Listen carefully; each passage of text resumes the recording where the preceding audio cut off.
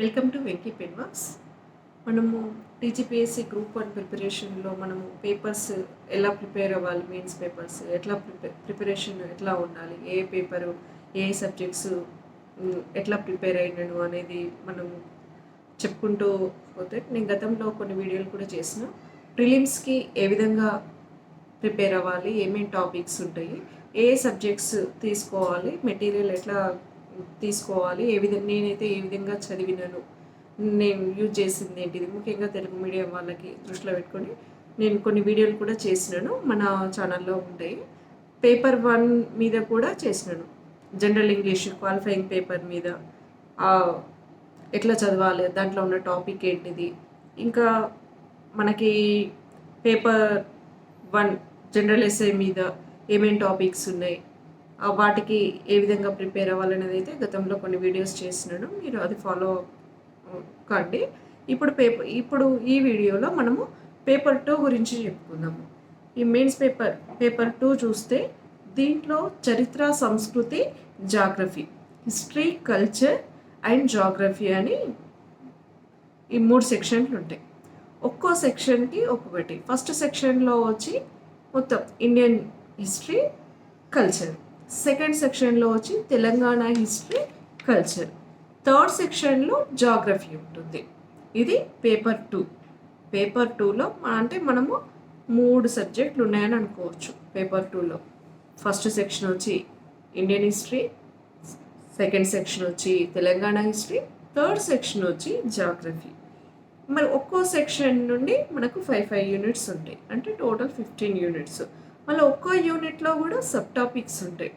మనకు ఒక్కో సెక్షన్ నుండి, ఒక్కో యూనిట్ నుండి ఒక క్వశ్చన్ వస్తుంది అనుకుంటే, ఇప్పుడు మనకి 3 సెక్షన్లు ఉన్నాయి కదా, 3 సెక్షన్లు, ప్రతి సెక్షన్కి 50 మార్క్స్.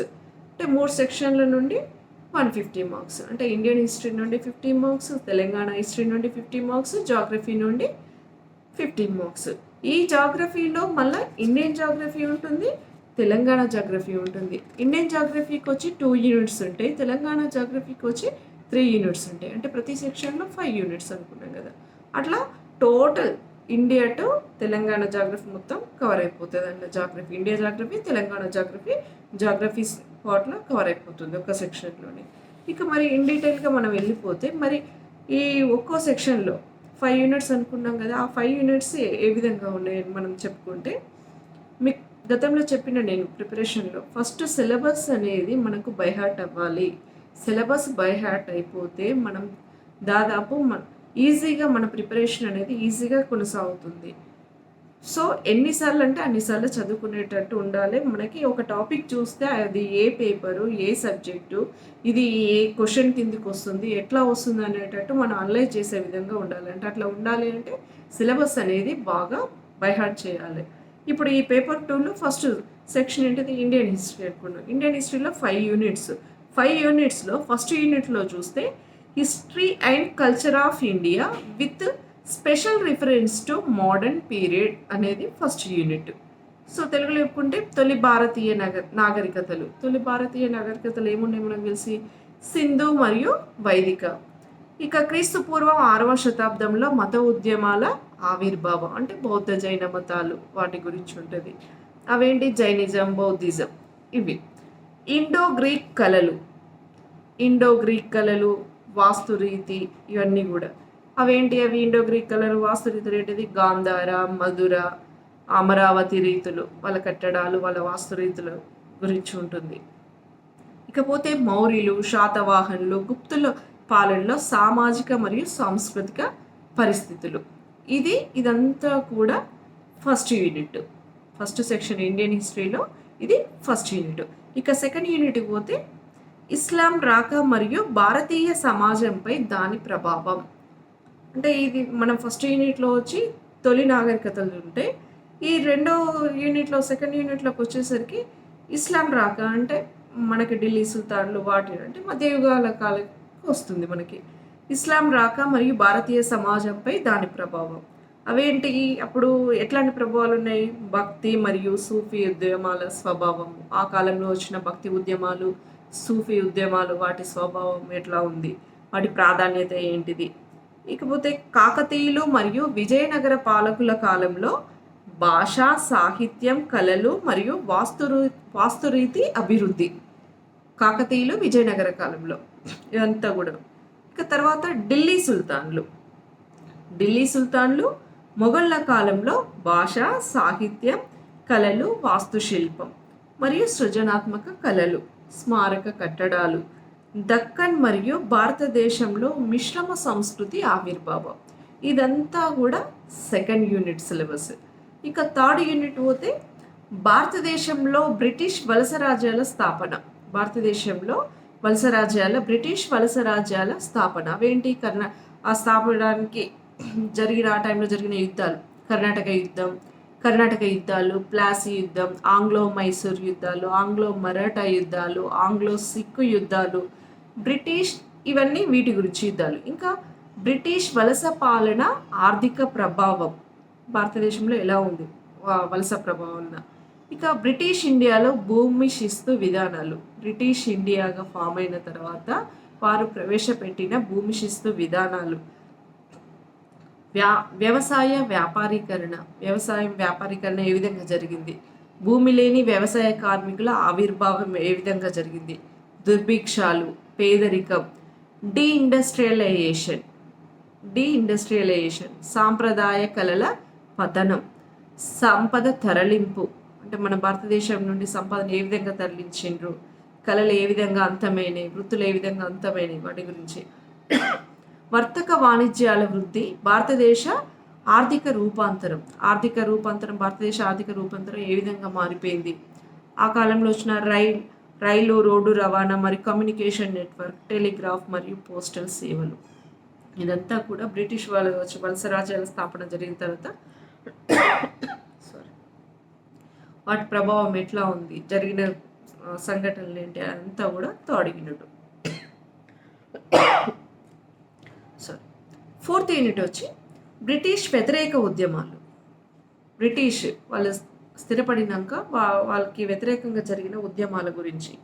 19వ శతాబ్దంలో గిరిజన రైతు తిరుగుబాట్లు, 1857 తిరుగుబాటు కారణాలు, వాటి పర్యవసనాలు, భారత జాతీయ ఆవిర్భావానికి దోహదపడ్డ కారకాలు, సామాజిక, మత, కుల వ్యతిరేక ఉద్యమాల ఆవిర్భావం మరియు పెరుగుదల, బ్రహ్మ సమాజం, ఆర్య సమాజం, అలీగఢ్ ఉద్యమం, సత్యశోధక్ సమాజం, జ్యోతిబా మరియు సావిత్రిబాయి పూలే, పండిత రమాబాయి, నారాయణ గురు, అయ్యంకాళి, అనిబిసేన్, బ్రాహ్మణ వ్యతిరేక, జస్టిస్ మరియు ఆత్మగౌరవ ఉద్యమాలు, పెరియార్, మహాత్మా గాంధీ, అంబేద్కర్, వీళ్ళ గురించి. ఇదంతా కూడా మనకి ఫోర్త్ యూనిట్ కిందకి వస్తుంది. ఇక ఫిఫ్త్ యూనిట్లో భారత స్వాతంత్రోద్యమం 3 దశలు. మనకు 3 దశలు ఉన్నాయని తెలుసు కదా. 1885 నుండి 1947 వరకు 3 దశలుగా విభజింపబడింది. ఆ 3 దశలు కూడా ఇందులో మనం ఫిఫ్త్ యూనిట్లో నేర్చుకుంటాం. ఆల్ ఇండియా కిసాన్ సభ, కార్మిక గిరిజన ఉద్యమాల ఆవిర్భావం, ఎదుగుదల, స్త్రీ పురుష సమస్య మరియు మహిళా ఉద్యమం, సామ్యవాదం మరియు కమ్యూనిస్టు ఉద్యమాలు, ఎదుగుదల, మతతత్వం ఏ విధంగా పెరిగింది, స్వాతంత్రం మరియు భారతదేశ విభజన. ఇదంతా కూడా 5వ యూనిట్. ఇది మొత్తం ఇండియన్ హిస్టరీకి సంబంధించిన ఇండియన్ హిస్టరీని 5 యూనిట్లలో మనకి ఈ విధంగా విభజించాం. ఒక్కో యూనిట్ నుండి మనకు 10 మార్క్స్. సో ఇట్లా మనకి 5 యూనిట్లో మనకి ఒక సెక్షన్లో ఇండియన్ హిస్టరీకి ఉంది. ఇక సెకండ్ సెక్షన్లో తెలంగాణ హిస్టరీ, దాంట్లో కూడా 5 యూనిట్లు ఉంటాయి.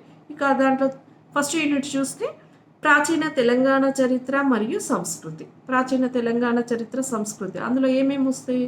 శాతవాహనులు, ఇక్ష్వాకులు మరియు విష్ణుకుండిన్లు, జైన బౌద్ధ మతాల ఆవిర్భావం, వ్యాప్తి, సామాజిక సాంస్కృతిక పరిస్థితులు, ఆ రోజుల్లో జరిగిన భాష, సాహిత్యం, కళలు, వాస్తురీతి.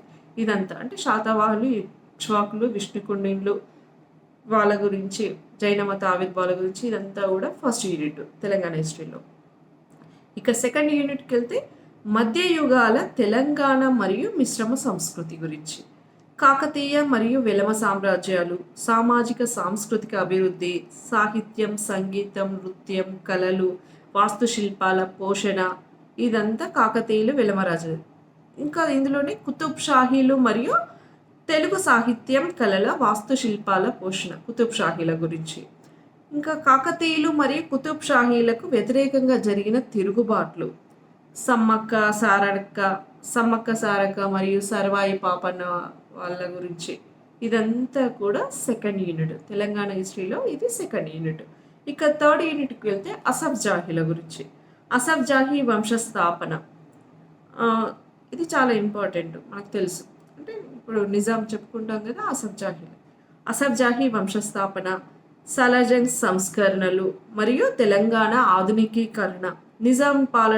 నిజాంల పాలనలో సామాజిక ఆర్థిక అభివృద్ధి ఏ విధంగా ఉంది, అప్పుడు చేపట్టిన భూ విధానాలు ఏంటి, సామాజిక వ్యవస్థ, జాగీర్దార్లు, దేశ్ముఖ్లు, ఇవి అవన్నీ వాళ్ళ గురించి. మరియు వెట్టి, ఆ రోజుల్లో ఉన్న వెట్టి వ్యవస్థ గురించి. బ్రిటిష్ సామ్య భౌమాధికారం ఏ విధంగా ఉంది. నిజాం హైదరాబాద్లో 1857 తిరుగుబాటులో తురే బజ్గాన్ పాత్ర ఏంటిది. 1857 ప్రథమ స్వాతంత్ర సమరం అనుకుంటాం కదా, ఆ టైంలో మన నిజాం రాజ్యంలో తురే బజ్గాన్ యొక్క రోల్ ఏంటిది అనేది. 6 మరియు 7వ నిజాం కాలంలో సామాజిక ఆర్థిక అభివృద్ధి ఏ విధంగా జరిగింది, అదేంటిది. రైల్వేలు, రవాణా, కమ్యూనికేషన్ వ్యవస్థల ఎదుగుదల, పరిశ్రమలు మరియు విద్యా సంస్థల స్థాపన, అసఫ్ జాహీ యుగం నాటి స్మారక నిర్మాణాలు, ఇవన్నీ కూడా మనకి థర్డ్ యూనిట్. ఇక ఫోర్త్ యూనిట్కి వెళ్తే తెలంగాణ హిస్టరీలో సెకండ్ సెక్షన్లో తెలంగాణలో సామాజిక సాంస్కృతిక చైతన్యం ఏ విధంగా జరిగింది. ఆంధ్ర సారస్వత పరిషత్, సాహిత్య మరియు గ్రంథాలయ ఉద్యమాలు ఏం చేసిండ్రు అనేది. నిజాం రాష్ట్ర ఆంధ్ర జనసంఘం ఏర్పాటు, ఆంధ్ర మహాసభ, సాంఘిక సంస్కరణ ఉద్యమాలు, బ్రహ్మ సమాజం, ఆర్య సమాజం మరియు ఆది హిందూ మరియు దళిత ఉద్యమాల్లో భాగ్యరెడ్డి వర్మ పాత్ర, దళిత ఉద్యమాల్లో భాగ్యరెడ్డి వర్మ రోల్ ఏంటిది, ఇది చాలా ఇంపార్టెంట్. ఆంధ్ర మహిళా సభ, మహిళా ఉద్యమాల స్వస్తి, హైదరాబాద్ స్టేట్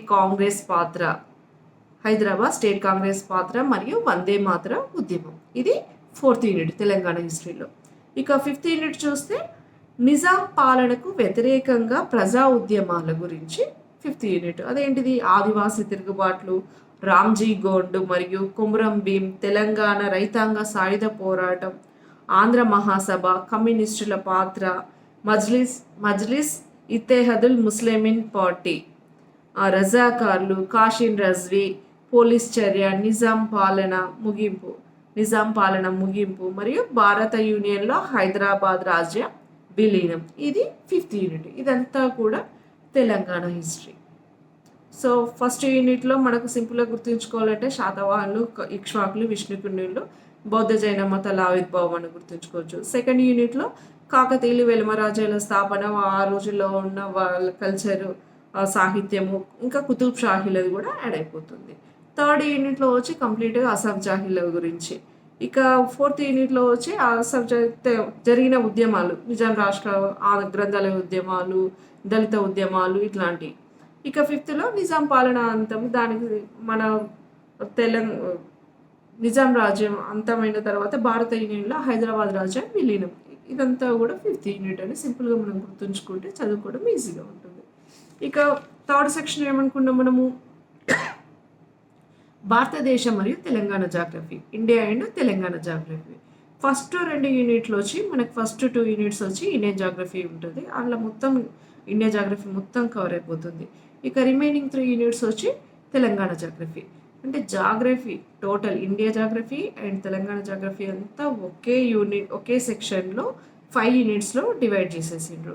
సో ఇందులో థర్డ్ సెక్షన్లో ఇప్పుడు మన ఇండియా జాగ్రఫీ ఈ జాగ్రఫీ పార్ట్లో చూసుకుంటే ఫస్ట్ యూనిట్లో చూస్తే భారతదేశం భౌతిక నిర్మాణం, ఫిజియోగ్రఫీ, అదేంటిది. నదీ వ్యవస్థ, వాతావరణం, ఋతుపవనాలు, ఎల్నినో మరియు లానినో ప్రభావం, వర్షపాతంలో మార్పులు, వరదలు మరియు కరువులు, నేలలు, అడవులు మరియు వన్యప్రాణుల క్షీణత మరియు సంరక్షణ చర్యలు, ప్రధాన ఖనిజ వనరులు మరియు ఇంధన వనరుల విస్తరణ మరియు సంరక్షణ, ఇంధన సంక్షోభం, సంప్రదాయేతర శక్తి వనరుల పాత్ర, సముద్ర వనరులు ఆర్థిక ప్రాధాన్యత, ఈఈజెడ్ ఎక్స్క్లూజివ్ ఎకనామిక్ జోన్స్ అంటాం.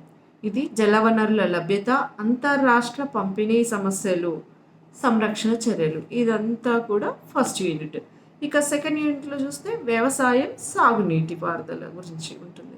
వ్యవసాయం మరియు సాగునీటి పారుదల ఏంటిది? ప్రధాన ఆహార మరియు ఆహారేతర పంటలు, వ్యవసాయ శీతోష్ణ ప్రాంతాలు, హరిత విప్లవం, వ్యవసాయంలో ఇటీవల ధోరణులు ఏ విధంగా ఉన్నాయి, ప్రధాన సాగునీటి ప్రాజెక్టులు మరియు కమాండ్ ఏరియా డెవలప్మెంట్, దీన్ని సిఏడి అంటాం.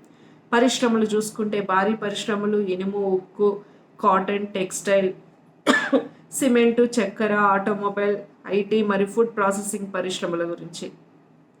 స్థానికీకరణ కారకాలు, పారిశ్రామిక కారిడార్లు మరియు ఆర్థిక అభివృద్ధి, ఇదంతా. ఇక రవాణా చూసుకుంటే రవాణా మార్గాలు, ఆర్థిక అభివృద్ధిలో రోడ్డు, రైలు నెట్వర్క్ పాత్ర ఏంటిది, హైవేలు మరియు ఎక్స్ప్రెస్ హైవేలు, ప్రధాన ఓడరేవులు ఏ విధంగా ఉన్నాయి, భారతదేశ వర్తక ధోరణులు ఏ విధంగా ఉన్నాయి మరియు ఆ దిశలో వస్తున్న మార్పులు, డబ్ల్యూటీఓ పాత్ర ఏంటిది, హిందూ మహాసముద్రంలో భారతదేశ వ్యూహాత్మక ప్రదేశము, జనాభా వ్యాప్తి, వృద్ధి, జనాభా లక్షణాలు, జనాభా సానుకూలత మరియు సంక్రమణ, మానవాభివృద్ధి సూచి, జనాభా సమస్యలు మరియు విధానాలు, పట్టణీకరణ ప్రక్రియ, స్థానిక స్వభావం, మెగా సిటీల పెరుగుదల, పట్టణ వృద్ధి సమస్యలు మరియు విధానాలు, స్మార్ట్ సిటీల భావన. ఇదంతా సెకండ్ యూనిట్.